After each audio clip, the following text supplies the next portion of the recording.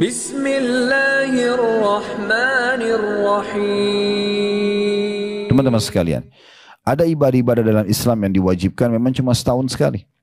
Zakat setahun sekali. Puasa Ramadan setahun sekali. Haji setahun sekali. Tapi apakah nanti di hari hanya baru kita pelajari? Ini keliru nih, ya. Harusnya justru kita pelajari jauh sebelumnya supaya pada saat tiba hari hanya kita sudah sangat siap. Akan sangat beda seorang pegawai di perusahaan, dia ikut pelatihan 6 bulan sebelumnya untuk menjalankan sebuah proyek 6 bulan ke depan. Akan beda sekali, dia akan sangat siap dibandingkan orang yang nanti sehari 2 hari sebelum pelatihan kemudian dikasihlah kursus cepat, dianggap dia akan bisa sukses. Tidak mungkin. Mirip juga dengan masalah rumah tangga.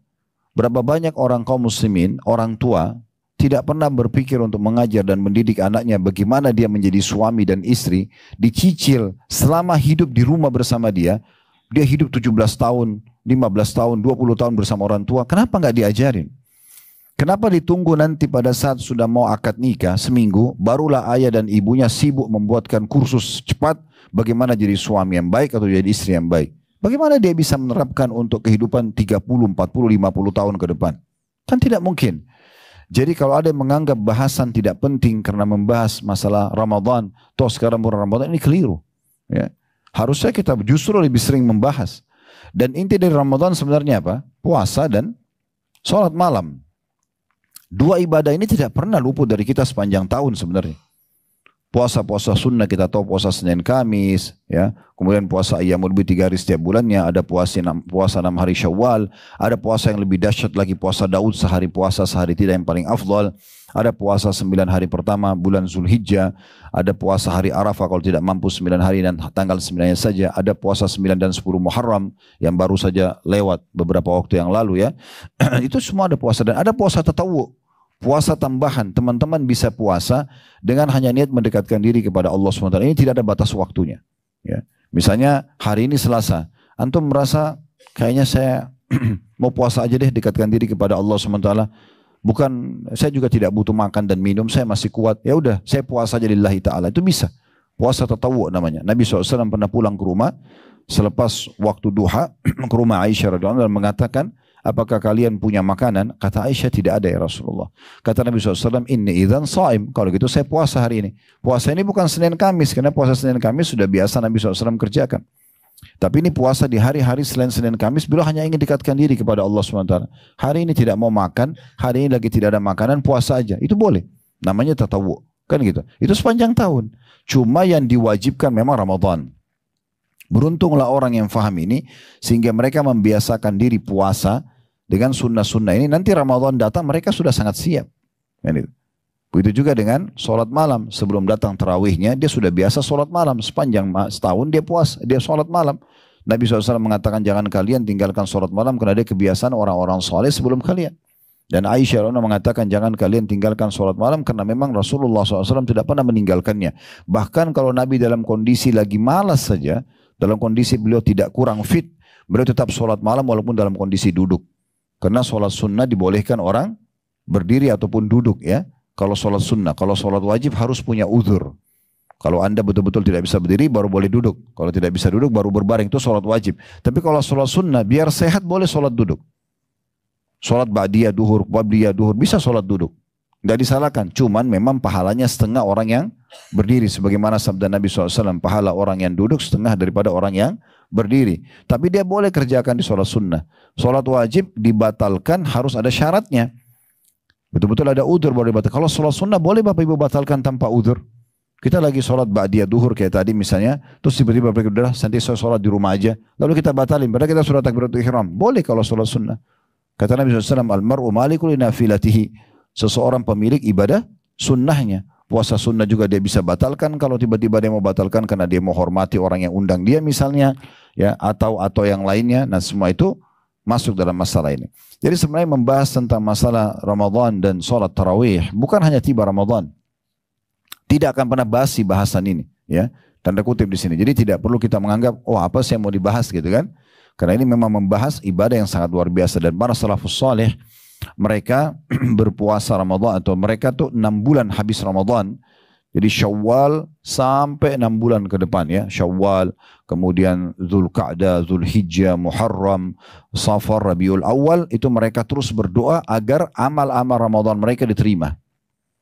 Jadi sekarang ini kayak kita berada di bulan Muharram, sebenarnya ini masih masuk dalam perbuatan kaum salafus saleh, di mana mereka berdoa terus ini sampai ya masuk Rabiul Awal, gitu kan. Syawal, Zulqa'dah, Zulhijjah, Muharram, Safar, Rabiul Awal. 6 bulan ini mereka berdoa agar amal mereka yang lalu diterima. Apa kita sudah ikuti langkah mereka ini? Itu kan saking pentingnya mereka berharap agar amal mereka maksimal. 6 bulan tersisa, ya selanjutnya sampai Ramadan ke depan, Rabiul Tsani, Jumadil Ula, Jumadil Tsaniyah, Rajab, Sya'ban, yaitu terus saja mereka, ini 5 bulannya, 6 bulan masuk Ramadannya, mereka terus berdoa agar disampaikan Ramadan dan mereka bisa beribadah. Saking mulianya Ramadan. Sebagian salaf mengatakan, andai saja ada seseorang mayit dihidupkan dan disurupi di hari-hari sepanjang tahun, maka mereka akan berharap mendapatkan 1 hari dari bulan Ramadan. Dan terlalu banyak keutamaan tentunya yang berhubungan dengan masalah bulan ini. Jadi ini sebabnya. Selain daripada itu teman-teman sekalian, memang di poin 27, kebetulan memang bahasan kita berhubungan dengan masalah hal tersebut. Baik, saya akan bacakan dulu apa yang ditulis oleh penulis, karena di sini tidak banyak ya, cuman halaman 49, 48 dan 49 ya, kurang lebih. Beliau mengatakan di poin 27, salah satu langkah cerdas meninggalkan atau selamat dari api neraka, yaitu puasa Ramadan dan sholat tarawih. Untuk sholat tarawih artinya santai ya, dikerjakan di Ramadan selepas ba'diyah Isya agar seluruh umat Islam terbiasa atau memulai sholat malam ya. Kalau selain Ramadan kita dianjurkan justru kerjakan setelah istirahat dan lewat ya sepertiga malam, yang paling afdal sepertiga malam.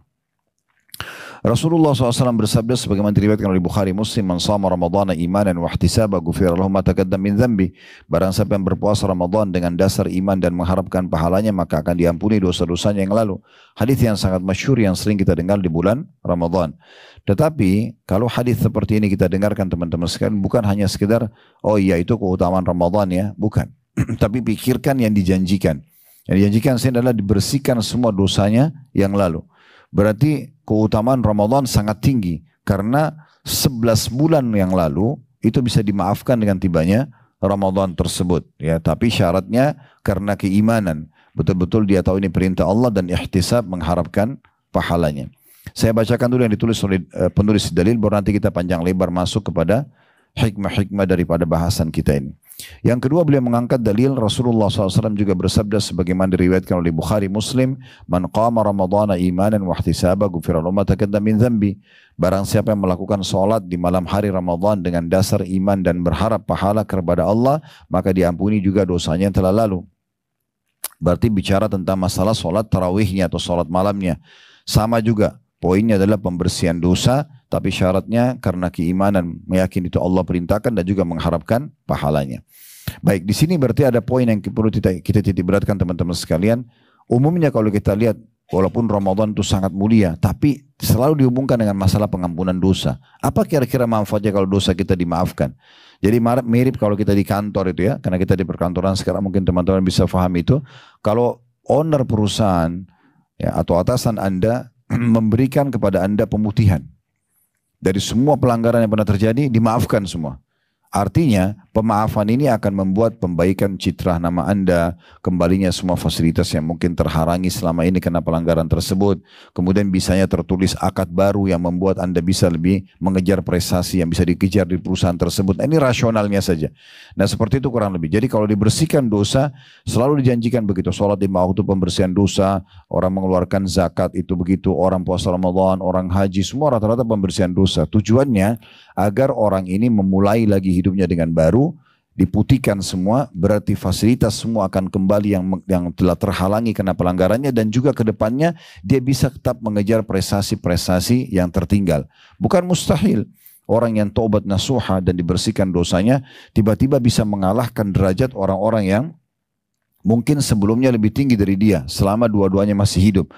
Karena dengan taubat nasuha kemudian dia mulai start dengan ibadah-ibadah yang dia maksimalkan. Dia cari yang paling afdal, sholat di awal waktu, kemudian kehusyuannya, semua sholat sunnah dikerjakan. Berapa banyak orang begitu ya? Ada saya temukan orang-orang Masya Allah taubat, dia betul-betul ya seperti orang yang sedang menggas kendaraannya dengan gas yang sepenuhnya.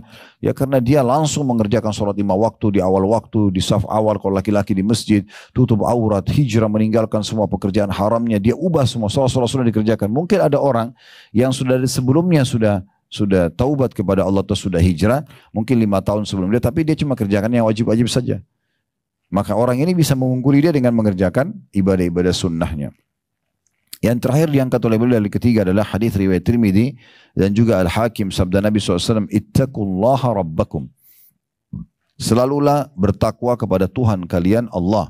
Maksudnya patuh, takwa patuh. Kerjakan perintah tanpa memilah mana wajib, mana sunnah dan juga meninggalkan larangan yang haram juga yang makruh.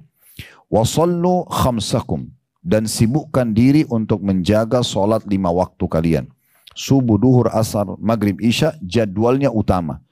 Meninggalkan semua aktivitas dunia kalau sudah masuk waktunya. Bahkan kita jadikan ini skala prioritas. Kalau perlu break semua pekerjaan kita, di 10 menit sebelum azan, setengah jam sebelum azan, Anda sudah wudhu lebih dulu, udah masuk ke dalam masjid atau tempat sholat Anda sudah siap sebelumnya. Sehingga kalau azan mulai dikumandangkan, Anda sudah ngikutin muadzin. Kata Nabi SAW, siapa yang mengulangi, siapa yang mengucapkan seperti yang mengucapkan muadzin, ya kemudian, atau dianjurkan, kalau kalian dengarkan muadzin, mmaka ucapkan apa yang mereka ucapkan, atau muadzin ucapkan, dan bacalah salawat kepada aku, siapa yang salawat kepada aku 1 kali, maka Allah akan balas 10 kali. Kemudian mintalah untukku al-wasilah, karena sampai minta untukku al-wasilah, karena dari tempat tertinggi di surga dia akan mendapatkan syafaatku. Intinya satu rangkaian. Menjawab muadzin bagian daripada ibadah. Antara azan dan iqamah ada doa, ada sholat qobliyah, gitu kan. Bisa juga mendapatkan shaf yang terdepan. Maka semua ini luput dari orang yang justru maunya nanti azan baru wudu. Akhirnya antri, akhirnya ketinggalan takbiratul ihram pertama imam, kehilangan sholat qobliyah, kehilangan doa mustajab antara azan iqamah. Ini kan karena tidak diperhatikan, tidak dijadikan skala prioritas. Kalau mau memperbaiki kehidupan kita, mulai dari sholatnya. Ini sudah pernah kita jelaskan di masalah sholat. Jadi kata Nabi SAW, bertakwalah kepada Tuhan kalian Allah, selalu patuh, jaga dan kontrol diri, selalu berada di ranah perintah dan meninggalkan larangan. Jaga sholat 5 waktu kalian, jadikan skala prioritas. Lalu setelah itu kata Nabi SAW, wasumu syahrakum. Dan juga fokus baik-baik, jaga maksimal, ya kenali semua keutamaannya puasa Ramadan kalian. Setelah sholat masuk puasa Ramadan. Yang keempat, wa'addu zakat amwalikum, dan juga tunaikan zakat harta kalian, juga sama setahun sekali. Wa'ati'u za amrikum tadkhulu jannata rabbakum atau rabbikum. Dan patuhilah pemerintah atau pemimpin kalian, maka kalian akan masuk surga Tuhan kalian. Ya, di sini juga ada perintah untuk taat pada pemerintah selama bukan maksiat kepada Allah Subhanahu wa taala. Maka secara otomatis kita akan mendapatkan surga. Tapi ini satu rangkaian ya.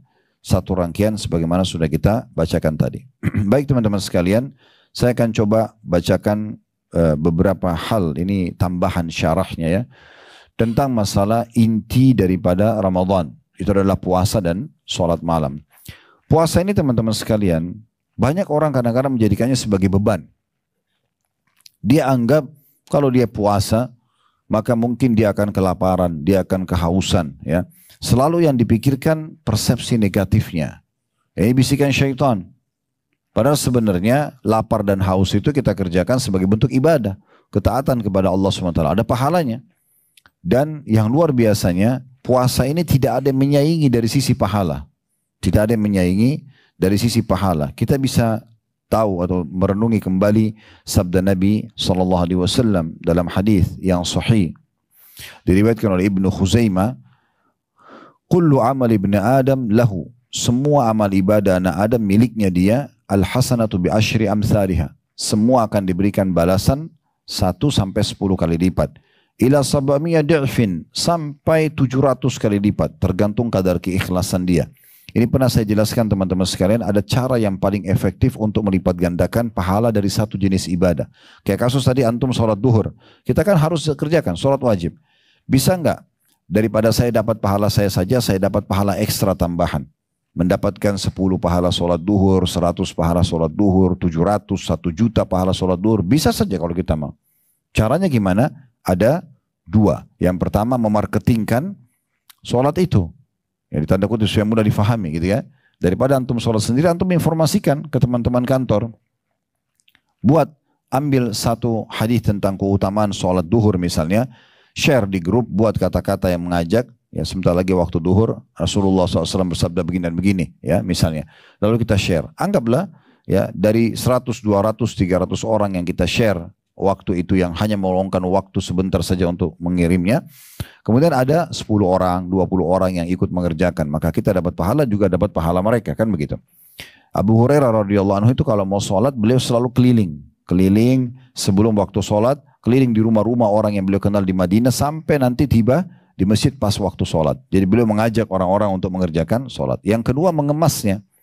Bagaimana kita mengemas dengan baik. Nah kemasan tadi termasuk ya, kalau pas sebelum azan kita sudah wudu, kita sudah masuk masjid, sudah masuk di saf terdepan, sudah menjawab muadzin dengan menjawab apa yang diucapkan, kemudian doa antara azan iqamah, ini semua kemasan-kemasannya. Sehingga akhirnya membuat pahalanya lebih besar daripada sebelumnya ya. Atau orang hanya datang sholat dan tiba-tiba saja dia sholat walaupun dia mau masuk 1 rakaat, 2 rakaat tidak penting bagi dia. Bahkan itu berbeda sekali. Nah seperti itu kurang lebih. Kemudian dikatakan qala Allahu illa siyam. Lalu Allah Azza wa Jalla mengatakan setelah menjelaskan bisa sampai 700 kali lipat kecuali puasa, fa huwa li. Dia milikku secara khusus sepanjang tahun, mau Ramadan atau juga bukan Ramadan sama saja. Aku akan menilainya secara langsung. Lalu dikatakan yada'u ta'amahu, yada'u ta'am min ajli wa yada'u syarab min ajli. Karena dia betul-betul meninggalkan laparnya, makanannya dan juga meninggalkan hausnya karena aku. Berarti di sini kalau ada orang meninggalkan hanya karena tidak enak sama lingkungan, tidak mendapatkan pahala ini. Wa yada'u ladzatahu min ajli, dan dia meninggalkan kenikmatan ya, dia untuk berhubungan biologis dengan pasangannya. Ya, maaf, dia meninggalkan semua kenikmatan-kenikmatan yang lainnya seperti melihat yang haram, mendengar yang haram, itu karena aku. Wa yada'u zaujatahu min ajli, dan dia meninggalkan juga interaksi biologis dengan istrinya karena aku. Wala khalufu fami shaimi atyab 'indallah min rihil misk. Dan juga bau mulutnya orang yang puasa karena biasa mereka cukup lama tidak makan dan minum, ada bau yang kurang sedap, dan ini bisa kita obati tentunya dengan sikat gigi, dengan kumur-kumur.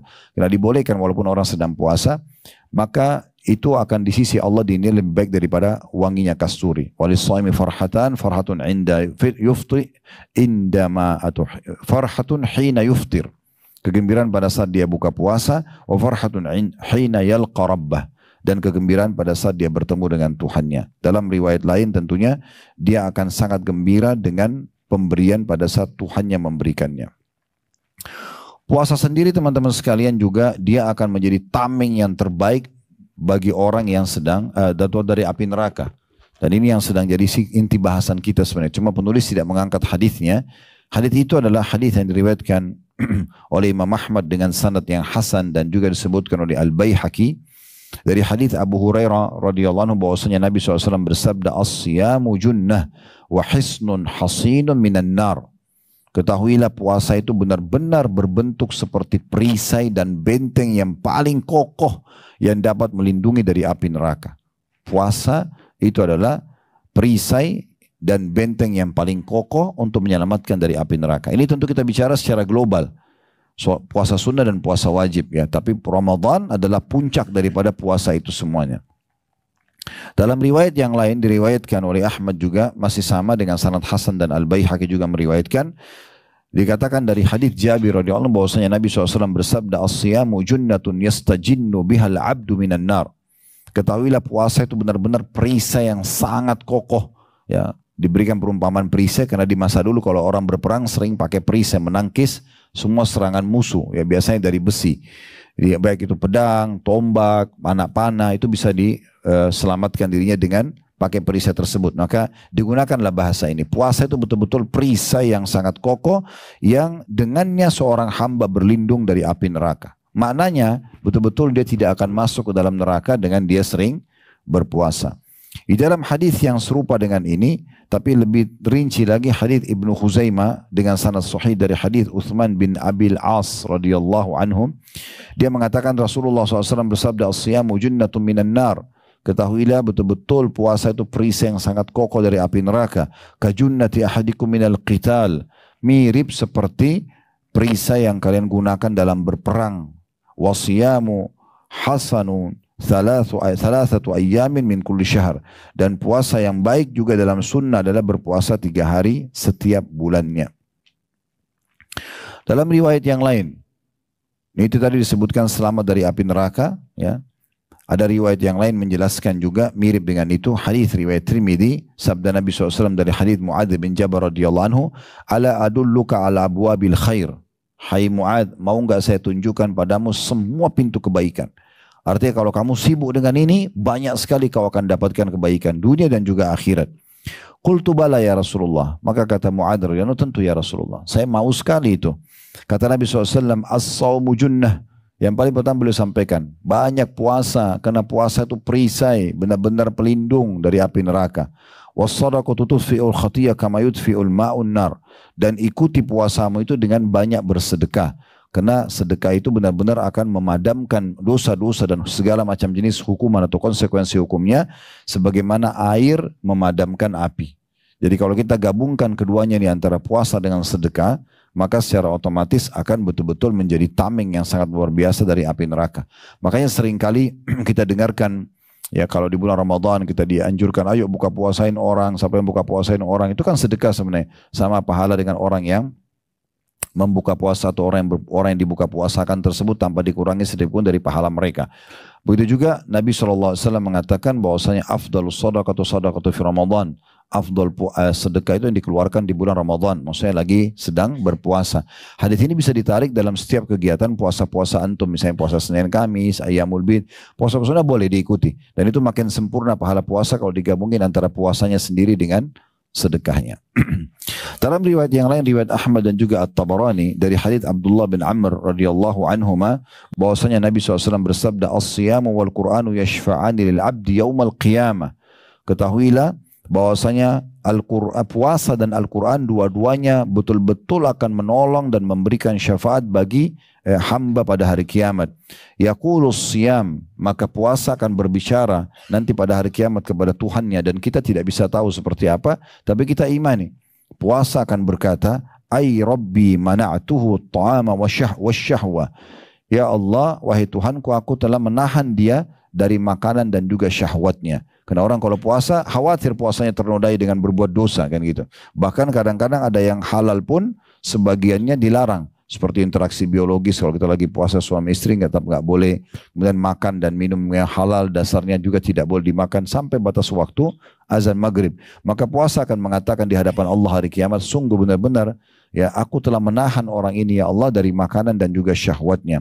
Fasyaffi'ni fi, maka berikan aku kesempatan menyelamatkan dia. Bagaimana aku ini bisa diberikan kesempatan menyelamatkan dia. Kemudian wa yaqulul Qur'an, dan Al-Quran pun mengatakan mana'tuhun nauma bil lail.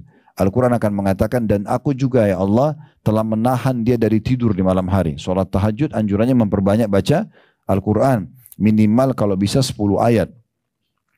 Dan kalau lebih bagus 100 ayat, lebih bagus lagi kalau sampai 1000 ayat, ya. Itu ada keutamaan-keutamaan tersendiri dalam membaca Al-Quran di malam hari. Tapi intinya kalau anda bangun sholat malam, lagi ngantuk, lagi mau tidur, orang-orang semua pada tidur, lalu kita bangun sholat malam. Ya. Ini yang saya bilang tadi, intinya bahasan Ramadan tentang puasanya dan sholat malamnya. Maka pada saat itu, Bapak Ibu sekalian, kalau kita bangun di malam hari dan kita baca Al-Quran, maka Al-Quran akan mengatakan, mana'tuhun nauma bil lail, aku telah menahan dia untuk ya tidur di malam hari. Fasyaffi'ni fi, maka berikan aku kesempatan untuk memberikan dia pertolongan. Qala fayusyaffi'an, maka Nabi SAW mengatakan keduanya pun akhirnya diberikan kesempatan untuk memberikan pertolongan bagi pelaksananya. Ya. Dalam hadis yang lain, yaitu hadis riwayat Ahmad dari hadis Hudzaifah radhiyallahu anhu, beliau mengatakan, aku menyandarkan Nabi SAW di dadaku. Satu waktu Nabi SAW sandar di dada ya Hudzaifah, lalu beliau mengatakan, atau Nabi SAW bersabda, man qala la ilaha illallah khutima lahu biha dakhala jannah. Barang siapa yang mengucapkan la ilaha illallah di akhir hidupnya, kemudian dia wafat setelah itu, maka dia pasti masuk surga. Wa man shama yauma ibtigha wajhillah khutima lahu biha dakhala jannah. Dan siapa yang sedang berpuasa kemudian mati di hari dia sedang puasa, ya, maka juga akan dimasukkan ke dalam surga. Ya, makanya kalau pernah dengar kasusnya Utsman bin Affan radhiyallahu anhu, beliau itu sudah sangat tua atau mau wafat. Umurnya sudah di atas 80 tahunan radhiyallahu anhu. Dan beliau waktu itu sebenarnya secara fisik mungkin sudah tidak mampu puasa, tapi beliau tetap puasa. Beliau tetap berpuasa. Dan saking cintanya sama puasa tidak pernah tinggalkan, ya kan itu. Sampai dia tertidur di siang hari sebelum terbunuh di sore hari, dia mimpi melihat Nabi SAW mengatakan, "Hai Utsman, bersabarlah karena engkau akan berbuka puasa bersama kami." Dan akhirnya sebelum maghrib beliau meninggal dunia, dibunuh oleh orang kaum Khawarij pada masa itu. Tapi lihat bagaimana mereka betul-betul sangat mencintai puasa. Dan Abu Darda mengatakan radhiyallahu anhu, kalau bukan karena menahan dahaga ya pada saat lagi puasa karena Allah Subhanahu wa taala dan duduk bersama dengan orang-orang saleh sehingga bisa mengambil manfaat dari mereka, maka saya tidak berharap hidup sesaat pun di muka bumi ini. Karena mereka sangat memahami tentang kedudukan puasa. Nah, ini harusnya teman-teman sekalian menjadi ya sentilan yang tanda kutip sini ya, yang harusnya menggugah hati kita kalau kita selama ini masih malas untuk puasa-puasa sunnah, gitu kan? Ya pastikan teman-teman sekalian, tidak ada orang yang meninggal karena puasa kecuali ajalnya datang. Lalu kenapa kita tidak berpuasa? Gitu kan? Nikmati buka puasa bersama teman-teman, hidupkan suasana itu di keluarga, di teman-teman, di lingkungan kita. Terbiasa dalam satu pekan Senin dan Kamis, terbiasa dengan puasa Ayyamul Bid sebulan sekali. Kejar semua keutamaannya kan sangat besar. Kata Nabi SAW tentang puasa Senin Kamis, waktu ditanya kenapa anda selalu jaga itu, kata Nabi SAW, karena 2 hari ini ya amal dilaporkan kepada Allah dan saya ingin agar pada saat dilaporkan saya sedang berpuasa. Jadi saya betul-betul sedang mempersembahkan amal yang paling dicintai Allah dan paling besar pahalanya. Begitu juga dengan puasa 3 hari setiap bulan, dia sama dengan puasa setahun pahalanya. Puasa-puasa cukup banyak. Kenapa kita tidak melakukannya? Apa halangannya? Oh, saya meeting Ustaz, saya ada acara ini dan acara itu. 1 pekan kita punya 7 hari. Kalau kita serahkan 2 hari untuk Allah, Senin dan Kamis, apalagi masih bisa tetap berjalan biasa aja. Orang puasa kalau sudah terbiasa teman-teman, biasa aja. Mau teman-temannya makan, mau lagi ada acara, tidak mengganggu dia. Tapi anggaplah 2 hari ini betul-betul dia full, dia memblok dirinya. Baik Senin dan Kamis, kita masih ada Selasa, Rabu, Jumat, Sabtu, Ahad, masih ada 5 hari yang lain. Silakan bisa adakan pertemuan di waktu itu kalau misalnya pun dianggap kita tidak mau terganggu di hari-hari puasa kita. Terlebih lagi di masa kita sekarang alhamdulillah sudah sangat terbukti bagaimana efektifnya orang yang mengurangi kadar makanan dan minuman yang masuk ke dalam tubuhnya ya. Kalau kita biasa bahasakan dengan diet ya, sampai sekian lama tidak makan, kemudian nanti baru dia makan, itu bisa menetralisir nutrisi yang masuk atau kalori yang masuk sehingga akhirnya lebih sehat tentunya ya. Lebih sehat. Nah itu hal-hal yang bisa diambil pelajaran dari puasa itu sendiri. Jadi sini sabda Nabi SAW luar biasa. Beliau mengatakan siapa yang ucapkan la ilaha illallah di akhir hidupnya, kemudian dia meninggal masuk surga. Siapa yang sedang meninggal dunia, pas meninggal dunia, dia lagi dalam kondisi puasa, dicatat baginya surga. Dijamin surga. Berarti keutamaan puasa, walaupun puasa sunnah. Kemudian lanjutan hadits, "Man tasaddaqa bi sadaqati ibtigha'a wajhillah khutima lahu biha dakhala al-jannah." Siapa yang sedang bersedekah, kemudian dia meninggal pas dia sedekah itu. Dia lagi bagi makanan, dia lagi kasih uang, meninggal dunia pada saat itu. Lagi masukin kotak harta uangnya sebagian uang di kotak amal, lagi transfer uang ke yayasan atau kegiatan apalah mungkin teman-teman kita sekarang di Palestina misalnya. Lalu dia meninggal saat itu, juga dicatatkan langsung baginya surga. Jadi di sini termasuk masalah puasa.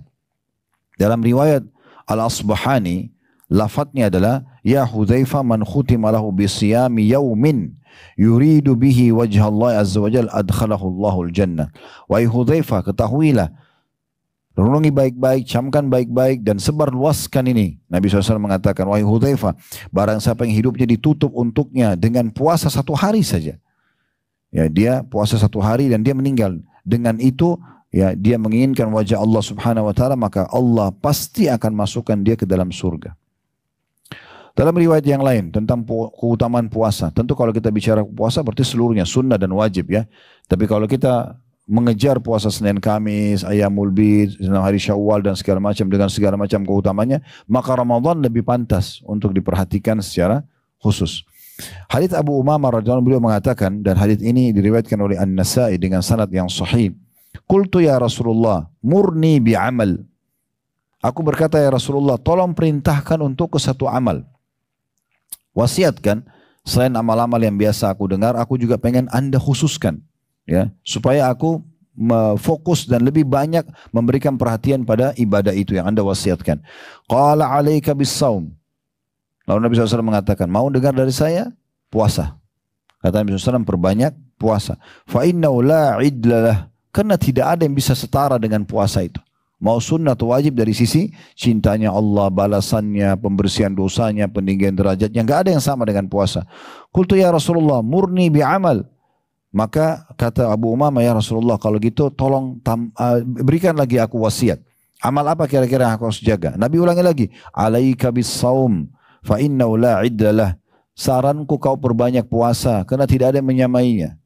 Kalau orang hanya mau nambah ibadah saja, enggak usah cari yang lain, puasa saja. Itu sudah merupakan amal yang paling besar pahalanya di sisi Allah Subhanahu wa taala. Dalam satu riwayat An-Nasai dengan sanad yang sahih, baginda Nabi SAW mengatakan, ini dari masih hadis sama ya, masih sahabat yang sama, Abu Umamah mengatakan, ataitu Rasulullah SAW faqultu ya Rasulullah murni bi amrin yanfa'uni Allahu bihi. Aku berkata, kata Abu Umamah radhiyallahu anhu, saya datang kepada Nabi SAW dan berkata, ya Rasulullah, perintahkan kepadaku satu perkara, ajarkan satu perkara yang bisa bermanfaat sangat besar untukku, memuaskan aku dengan amal tersebut nanti dibalasan di sisi Allah Subhanahu wa taala. Qala 'alaika bis-shiyam fa innahu la mithlalah. Aku sarankan engkau jangan perbanyak puasa karena tidak akan ada yang menyamainya. Tidak akan ada yang menyamai. Di riwayat Ibnu Hibban masih kasus Abu Umamah radhiyallahu anhu diriwayatkan bahwasanya lafadznya qultu ya Rasulullah dulluni ala amalin adkhulu bihil jannah. Wahai Rasulullah, tunjukkan aku amal yang aku bisa selalu jaga dan pasti membawaku masuk ke dalam surga. Qala 'alaika bis-shaum. Aku sarankan kamu selalu jaga puasa. Fa innahu la mithlalah. Karena tidak ada yang menyamainya. Susah untuk mencari ibadah yang sama dengan puasa. Qala wa kana Abu Umamah la yura fi baiti dukhanu naharan illa idza nazala bihim dhaif. Dan setelah wasiat itu, rumahnya Abu Umamah tidak pernah terlihat masak di siang hari. Karena biasa mereka pakai, diistilahkan sini asap itu karena mereka masak ya. Di siang hari, kecuali ada tamu yang datang ke rumah mereka. Mereka isi dengan puasa, dia dengan keluarganya. Karena luar biasanya masalah puasa ini. Keutamaan yang lain teman-teman bisa dapatkan dengan puasa. Kalau kita bicara puasa berarti sunnah sama wajib. Dan Ramadan lebih utama daripada ibadah-ibadah atau puasa-puasa sunnah itu. Dalam hadis Bukhari, Muslim dan juga Tirmidzi serta An-Nasai meriwayatkan dengan sanad yang sahih tentunya dari Abu Sa'id Khudri radhiyallahu anhu bahwasanya Rasulullah sallallahu alaihi wasallam bersabda, "Ma min 'abdin yasumu yawman fi sabilillah ta'ala." Tidak ada seorang hamba pun yang berpuasa satu hari saja di jalan Allah, sunnah atau wajib.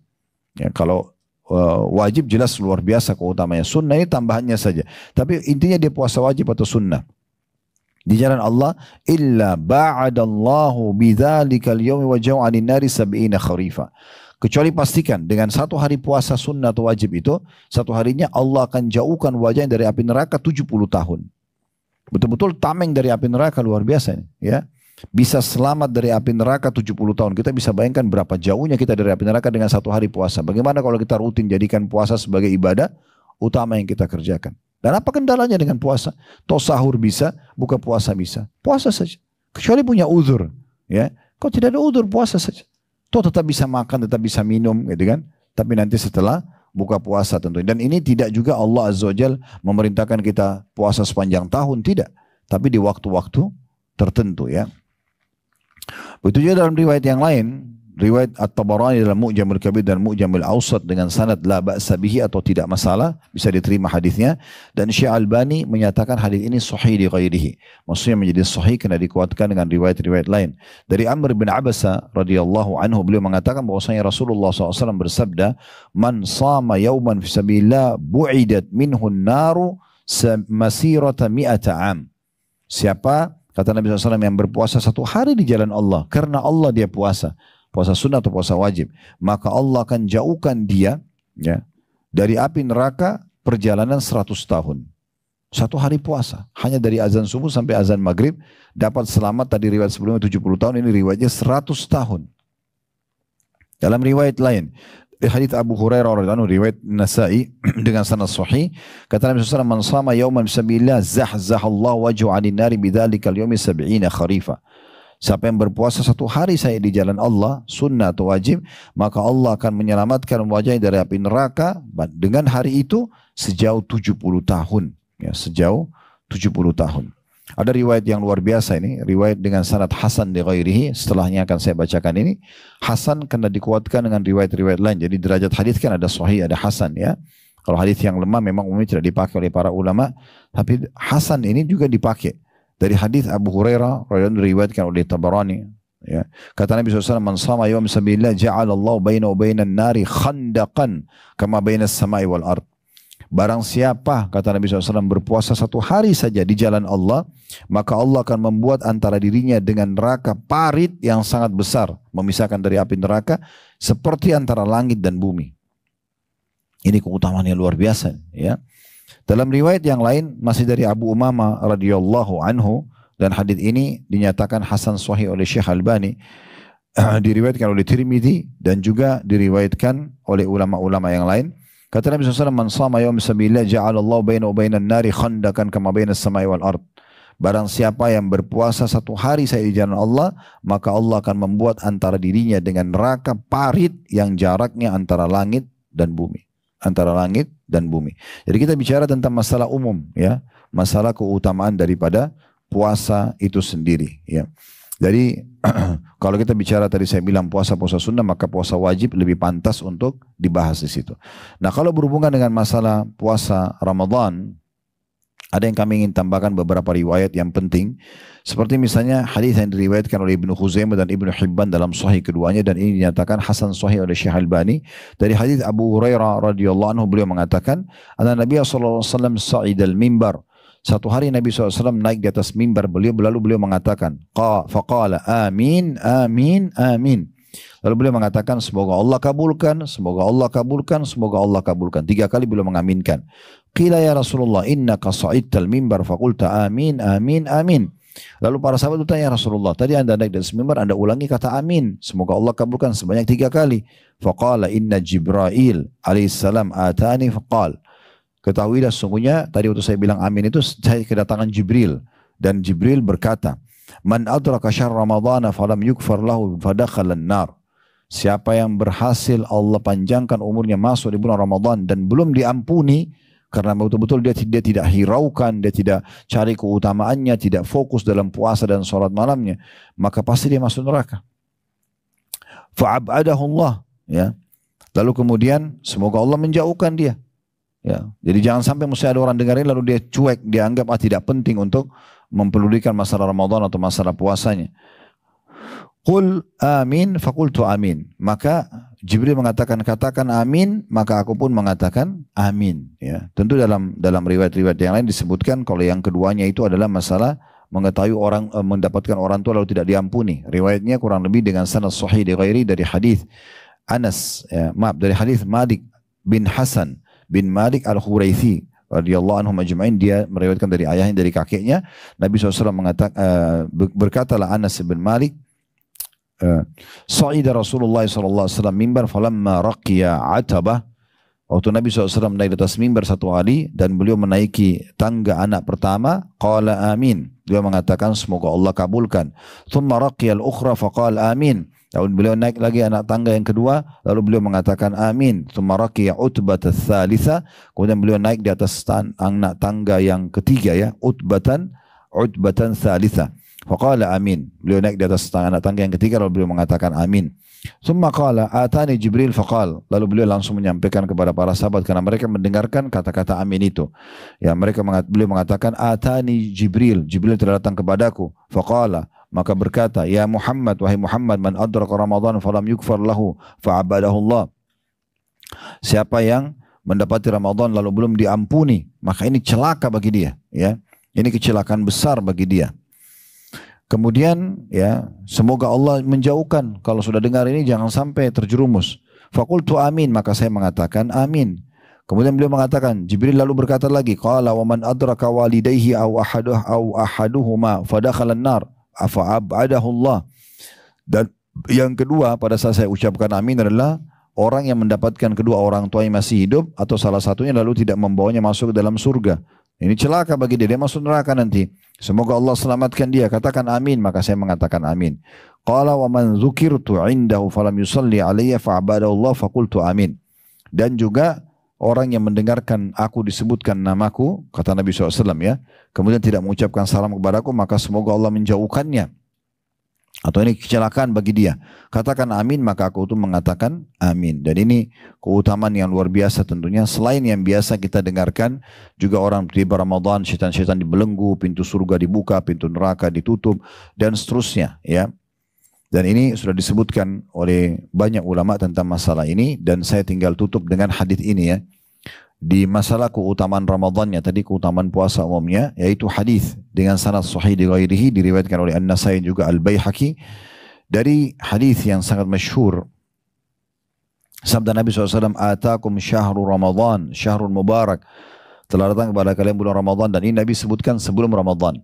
Ya, beliau mengatakan nanti akan tiba Ramadan kepada kalian. Ingatlah itu bulan yang penuh dengan keberkahan, semuanya diberkahi. Makanan, minuman, tidur, apa saja aktivitas itu penuh dengan keberkahan. Karena semua orang sedang melakukan ketaatan kepada Allah. Faradallahu alaikum siyama. Allah wajibkan kalian puasa pada Ramadan itu. Tuftau fi abu-abus sama. Dibuka semua pintu-pintu langit di masa itu. Wa tughlaqu fi abu-abul jahim. Ditutup semua pintu-pintu neraka di masa itu. Wa tughallu fi maradus syayatin. Dan dibelenggu semua syaitan-syaitan yang jahat.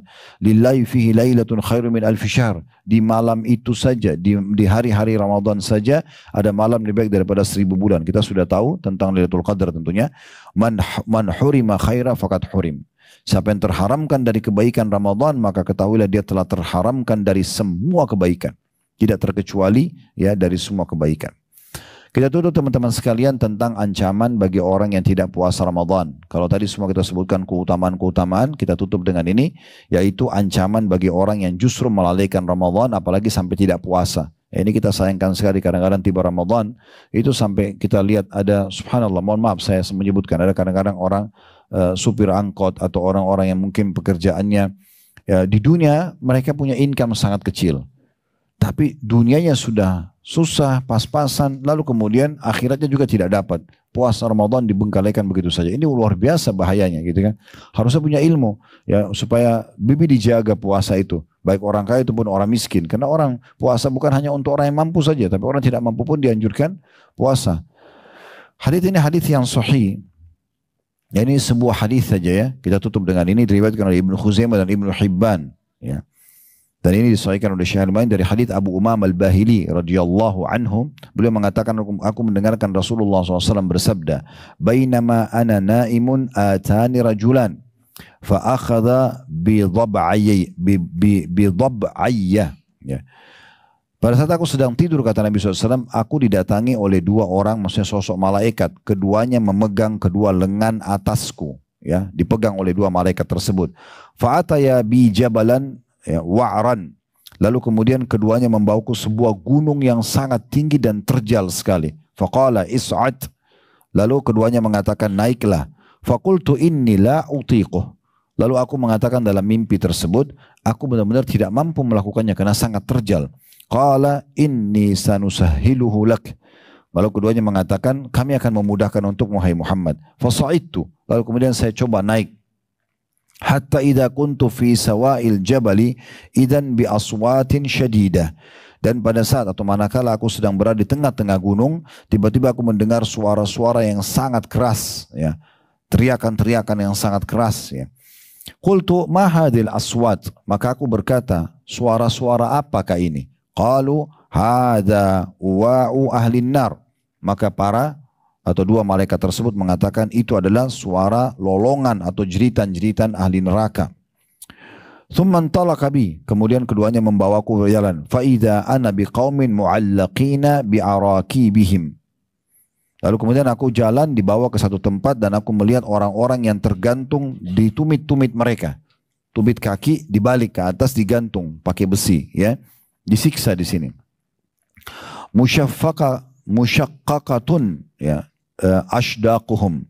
Yang mereka punya ciri yaitu ya tulang rahang mereka pecah, ya. Jadi copot dari ya, otot-ototnya. Dan darinya menetes banyak darah. Tasilu ashdaquhum ya.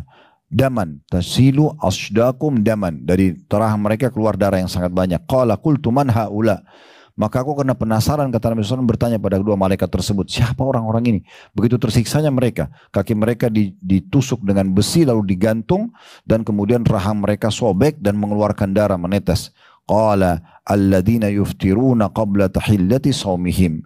Mereka adalah orang-orang yang berbuka sebelum halal untuk berbuka. Maksudnya mereka orang yang tidak berpuasa.